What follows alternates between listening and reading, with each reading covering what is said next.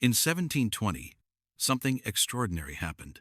An 87-year-old organ master sat in a church in Hamburg, listening to a young composer improvise.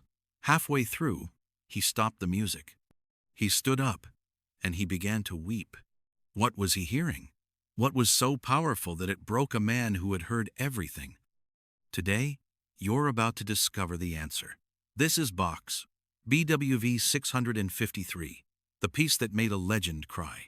And once you understand what's happening in every note, you'll understand why. Stay with us.